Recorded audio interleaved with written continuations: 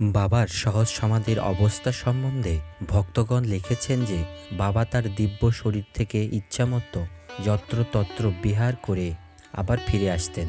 শরীরটা তার যেন একটা খাঁচা, আর তিনি খাঁচার মধ্যেও মুক্ত বিহঙ্গ ইচ্ছামতো প্রবেশ করছেন বা দূরাকাশে উড়ে চলেছেন। এইভাবে যখনই তিনি তার শরীর ছেড়ে সূক্ষ্ম দেহে কোথাও যেতেন, তখন তার দিব্য শরীরটা নিস্পন্দ অবস্থায় আসনে উপবিষ্ট থাকত এবং দেয়ালে একটু ঠেস দেওয়া মতন নিদ্রিত বধ পড়ে থাকত। কিন্তু তার বৈশিষ্ট্য ছিল যে কখনোই কোনো ভক্ত তার পূর্ণ সমাধির অবস্থায়ও চক্ষু মুদ্রিত অবস্থায় দেখেননি।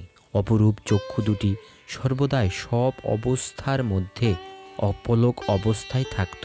তার মৃতবৎ অবস্থান দেখে তারা নিজেদের মধ্যে আলোচনা করতেন, গোসাই বাবা এখন মরেছেন, একটু পরেই আবার বেঁচে উঠবেন।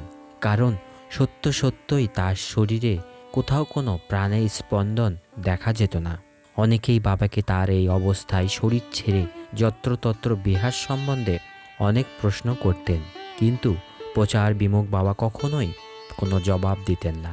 তবে একথা জানা যায় যে তারা এমন ইঙ্গিত দিয়েছেন যে তিনি সূক্ষ্মদেহে যে সমস্ত সাধক ওইকালে উচ্চ অবস্থা লাভ করেছেন, তাদের প্রকৃত অবস্থা দেখার জন্য এবং প্রয়োজন মতন যোগের পথে তাদের সাহায্য করার জন্যই দেহ ছেড়ে বেরিয়ে যেতেন এবং কর্ম সমাধান করে আবার ফিরে আসতেন।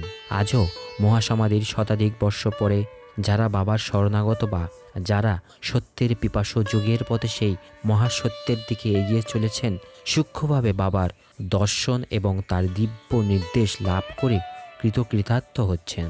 আজও যারা বাবার শ্রীমূর্তি দর্শনের অভিলাষী বা তার কৃপাশক্তি লাভ করতে ইচ্ছুক, তারা একটু শ্রদ্ধা এবং ভক্তিপূর্ণ চিত্তে তাকে ঐকান্তিকভাবে স্মরণ করলেই তার শাশ্বত দিব্য শ্রীরূপের দর্শন এবং কৃপালাভ করে ধন্য হতে পারেন। এ কেবল আজকের জন্য সত্য নয়, তার শাশ্বত স্বরূপের দর্শন এবং কৃপা শাশ্বত কালের জন্য।